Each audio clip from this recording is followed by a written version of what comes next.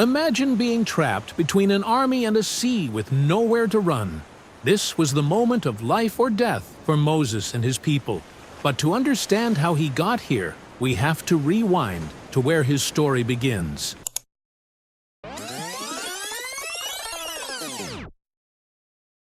It was a terrifying time for the Israelites. Pharaoh had ordered every baby boy to be killed. Out of the way. But one mother, Jochebed, refused to give up hope. No. She placed her baby in a basket and set him afloat on the Nile, praying for a miracle. Pharaoh's daughter found the basket and was moved with compassion.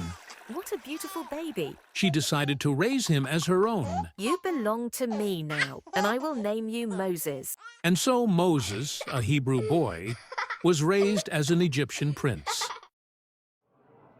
Years later, Moses discovered his true identity, and he witnessed the cruel reality of his people's suffering. Seeing an Egyptian beating an Israelite enraged him. He acted in anger, killing the man. Fearing for his life, Moses fled Egypt and found refuge in the land of Midian. In Midian, Moses helped shepherdesses at a well, not knowing this act of kindness would change his life. One of the women, Zipporah, caught his eye. She was the daughter of a Midianite priest, and soon they were married. Years passed, and Moses became a shepherd. One day, as he guided his flock, he saw something extraordinary, a burning bush. Yet, it wasn't consumed by the flames. Then Moses heard a voice. Moses, I have seen the suffering of my people. Go to Pharaoh and tell him to let my people go. Who are you? Moses asked. God replied, I am the God of your ancestors. I am that I am. Me? But I'm just a shepherd. I can't even speak well. Go with your brother Aaron, and I will be with you. God replied. With God's assurance, Moses set out on a mission that would change history.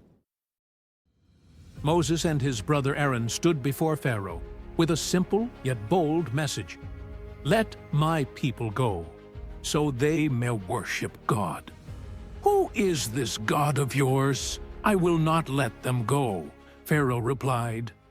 Pharaoh's heart was hard, so God sent 10 plagues to show his power, bringing devastating consequences upon Egypt. The land was consumed by chaos. God turned the Nile into blood first, killing the fish and leaving the Egyptians without clean water.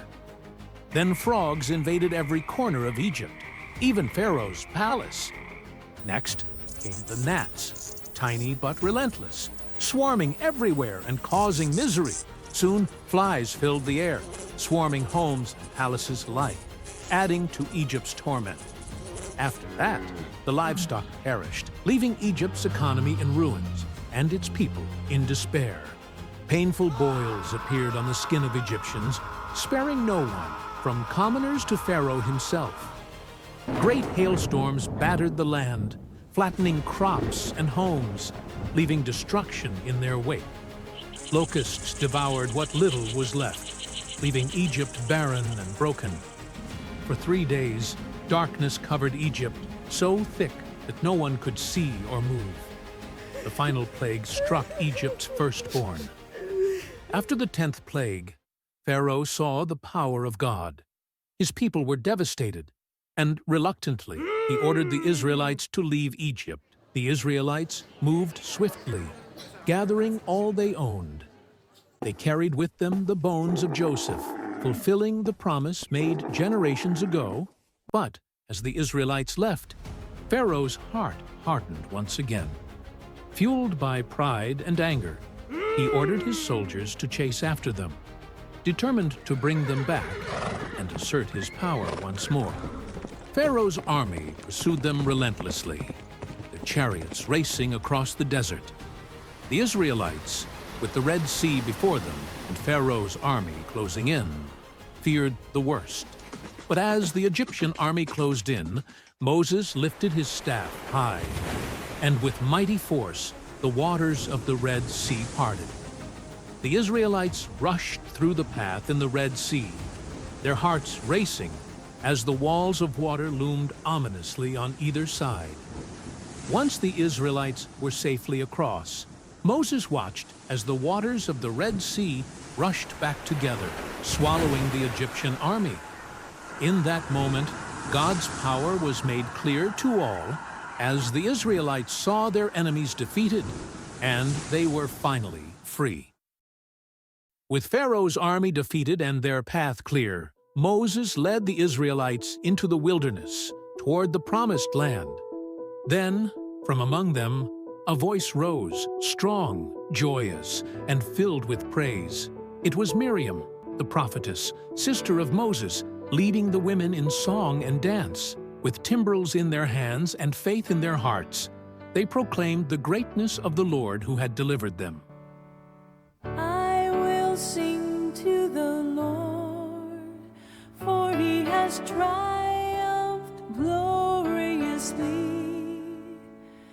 He has hurled both horse and rider. The Lord is my strength and my song, my song.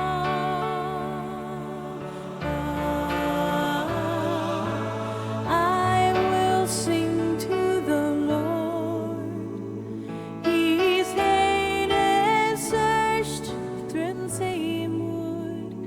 Yeah, ferret, attack him. The Lord is my strength and my song. Comfortable the wind, the birds that could fight storms and senses, the burning more in mine. I all down love and glory thy love. I will sing to the Lord, for he has triumphed gloriously. He has hurled both horse and rider. The Lord is my strength and my song. The Lord is my strength and my song. The Lord is my strength and dry ground.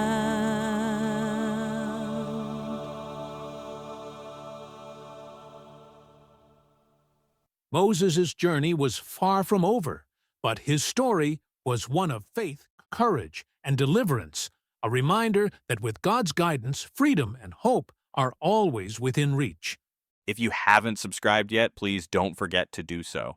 It really helps us continue providing you with amazing videos like this.